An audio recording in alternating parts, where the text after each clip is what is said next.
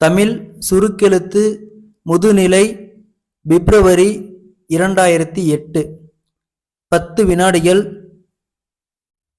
5 வினாடிகள். Ready, start.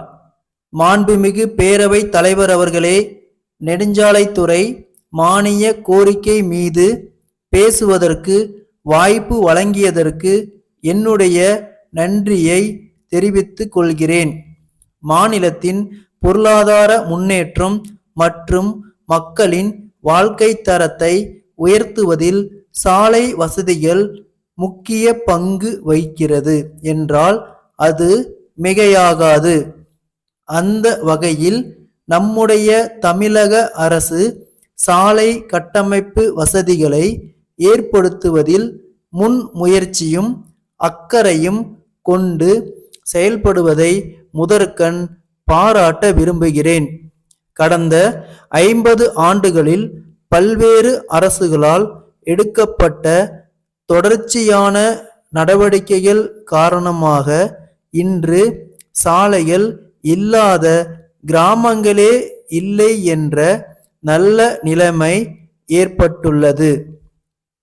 இதற்கு பிறகும் பாதுகாப்பான பயணத்திற்கு தடையாக இருப்பது எது என்பதை நாம் நிச்சயமாக ஆராய வேண்டிய கட்டத்தில் இருக்கிறோம். நம்முடைய மாநிலத்தில் சாலைகள், பாலங்கள் மற்றும் வடிகால்கள் அமைப்பதற்கு அரசாங்கம் அதிகமான நிதியை ஒவ்வொரு ஆண்டும் ஒதுக்கி வருகிறது என்பது ஆறுதலான செய்தியாகும். இருப்பினும் வீட்டை கட்டிவிட்டு அதனை பராமரிக்க தவறுவோம் என்றால் வீடு தன்னுடைய பொலிவையும் அழகையும் இழந்து விடும் என்பதை நாம் எல்லாம் நன்கு அறிவோம். ஆகவே போடப்படும் சாலைகள் தரமாக இருக்க வேண்டும் என்பது இன்றியமையாததாகும். எனவே சாலை பணிகளை மேற்கொள்ளும் போது அவற்றை கண்காணிக்க வட்டார அதிகாரி ஒருவர் ஈடுபடுத்தப்பட வேண்டும் என்று இந்த நல்ல சந்தர்ப்பத்தில் நான் கேட்டுக்கொள்கிறேன்.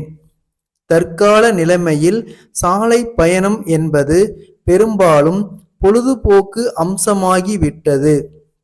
எனவே பயணம் இனிமையாக அமைய வேண்டும் என்பதில் நாம் அனைவரும் ஆவலாக இருக்கிறோம். பயணத்தின் போது இடையில் ஓய்வெடுப்பதற்கு வசதியாக சாலை ஓரங்களில் ஆங்காங்கே தரமான தங்கும் விடுதிகள் அமைக்கப்பட வேண்டும் என்பதை குறிப்பிட விரும்புகிறேன். மழைக்காலங்களில் வெள்ளப் பெருக்கெடுத்து ஓடும்போது போக்குவரத்து தடைப்படுவதும் வாகனங்கள் வெள்ளத்தில் அடித்து செல்லப்படுவதும் ஆண்டுதோறும் வாடிக்கையாகிவிட்டது. இதனால் உயிர் இழப்புகளும் ஏற்படுகின்றன. எனவே இத்தகைய ஆபத்தான இடங்களை அடையாளம் கண்டு வெள்ளத்தால் சாலைகள் பாதிக்கப்படாத வகையில் தேவையான இடங்களில் சிறு சிறு பாலங்களை கட்டித்தர வேண்டும் என்று கேட்டுக்கொள்கிறேன்.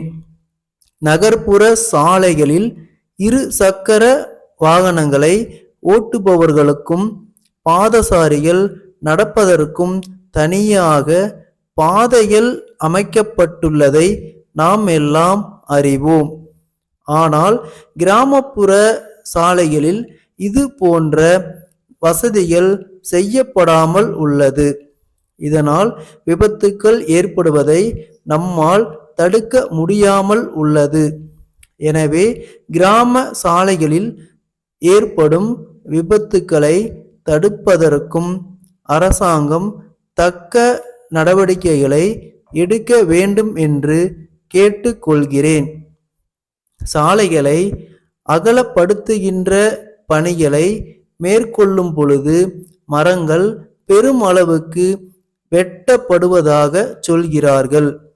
அங்கெல்லாம் புதிய மரங்களை வளர்த்து தமிழகத்திலே பசுமை புரட்சியை ஏற்படுத்த வேண்டும் என்று கேட்டு அமர்கின்றேன்.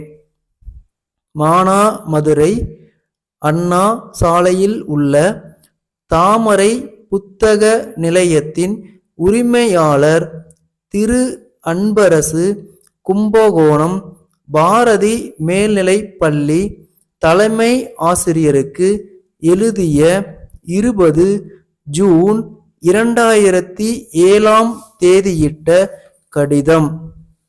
அன்புடையீர், தங்கள் கல்விக்கூடம் கடந்த பல ஆண்டுகள் போல இந்த ஆண்டும் 10 மற்றும் 12ஆம் வகுப்பு பொது தேர்வில் மாவட்டத்தில் முதல் இடம் பெற்றுள்ளது குறித்து மகிழ்ச்சி அடைகிறோம்.